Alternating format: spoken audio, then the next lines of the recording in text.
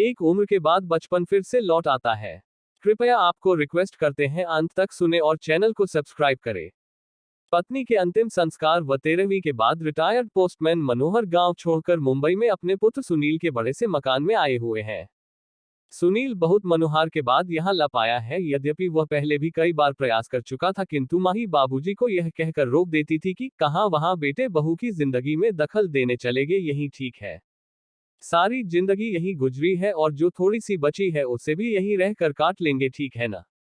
बस बाबूजी की इच्छा मर जाती, पर इस बार कोई साक्षात अवरोध नहीं था और पत्नी की स्मृतियों में बेटे के स्नेह से अधिक ताकत नहीं थी, इसलिए मनोहर बंबई आ ही गए हैं।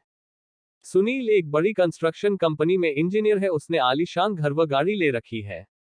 घर में घुसते ही मनोहर ठिठक कर रुक गए। गुदगुदी मेट पर पैर रखे ही नहीं जा रहे हैं। उनके दरवाजे पर उन्हें रुका देखकर सुनील बोला, आइए बाबूजी, अंदर आइए। बेटा, मेरे गंदे पैरों से यह कालीन गंदी तो नहीं हो जाएगी? बाबूजी, आप उसकी चिंता न करें। आइए यहाँ सोफे पर बैठ जाइए। सहमे हुए कदमों में चलते हुए मनोहर जैसे ही सोफे पर बैठे तो उनकी चीख निकल गई, अरे रे, मर गया रे। उनके बैठते ही नर्म और गुदगुदा सोफा की गद्दी अंदर तक धंस गई थी। इससे मनोहर चिहुक कर चीख पड़े थे। चाय पीने के बाद सुनील ने मनोहर से कहा, बाबूजी, आइए आपको घर दिखा दूं अपना। जरूर बेटा, चलो। बाबूजी, यह है लॉबी जहां हम लोग चाय पी रहे थे। यहाँ पर कोई भी अतिथि आता है तो चाय नाश्ता और गपशप होती है। यह डाइनिंग हॉल है। यहाँ पर हम लोग खाना खाते हैं। बाबूजी, यह रसोई है और इसी से जुड़ा हुआ यह भंडार घर है। यहाँ रसोई से संबंधित सामग्री रखी जाती है। यह बच्चों का कमरा है। तो बच्चे क्या अपने माँ बाप के साथ नहीं रहते? बाबूजी, यह शहर है और शहरों में मुंबई है। यहाँ बच्चे को जन्म से ही अकेले सोने की आदत डालनी पड़ती है। माँ तो बस समय समय पर उसे दूध पिला देती है और उसके शेष कार्य आया आकर कर जाती है। थोड़ा ठहरकर सुनील ने आगे कहा, बाबूजी, यह आपकी बहू और मेरे सोने का कमरा है और इस कोने में यह गेस्ट रूम है। कोई अतिथि आ जाए तो यहीं ठहरता है। यह छोटा सा कमरा पालतू जानवरों के लिए है। कभी कोई कुत्ता आदि पाला गया तो उसके लिए व्यवस्था कर रखी है।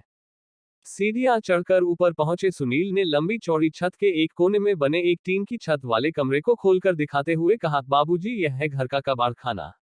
घर की सब टूटी फूटी और बेकार वस्तुएं यहीं पर एकत्र कर दी जाती हैं और दिवाली होली पर इसकी सफाई कर दी जाती है। ऊपर ही एक बाथरूम और टॉयलेट भी बना हुआ है। मनोहर ने देखा कि इसी कबाड़खाने के अंदर एक फोल्डिंग चारपाई पर बिस्तर लगा हुआ है और उसी पर उनका झोला रखा हुआ है। मनोहर ने पलटकर सुनील की तरफ देखा, किंतु वह उन्हें वहां अकेला छोड़ सरपट नीचे जा चुका था। मनोहर उस चारपाई पर बैठकर सोचने लगे कि कैसा यह घर है जहां पाले जाने वाले जानवरों के लिए अलग कमरे का विधान कर लिया जाता है, किंतु बूढ़े माँ बाप के लिए नहीं। इनके लिए तो कबाड़ का कमरा ही उचित आवास मान लिया गया है। नहीं, अभी मैं कबाड़ नहीं हुआ हूँ। सुनील की माँ की सोच बिल्कुल सही था। मुझे यहाँ नहीं आना चाहिए था। अगली सुबह जब सुनील मनोहर के लिए चाय लेकर ऊपर गया तो कक्ष को खाली पाया। बाबूजी का झोला भी नहीं था वहां। उसने टॉयलेट व बाथरूम भी देख लिए, किंतु बाबूजी वहां भी नहीं थे। वह झट से उतरकर नीचे आया तो पाया कि मेन गेट खुला हुआ है। उधर मनोहर टिकट लेकर गांव वापसी के लिए सवेरे वाली गाड़ी में बैठ चुके थे। उन्होंने कुर्ते की जेब में हाथ डालकर देखा कि उनके अपने घर की चाबी मौजूद थी। उन्होंने उसे कसकर मुट्ठी में पकड़ लिया। चलती हुई गाड़ी में उनके चेहरे को छू रही हवा उनके इस निर्णय को और मजबूत बना रही थी और घर पहुंचकर चैन की सांस ली। सीख।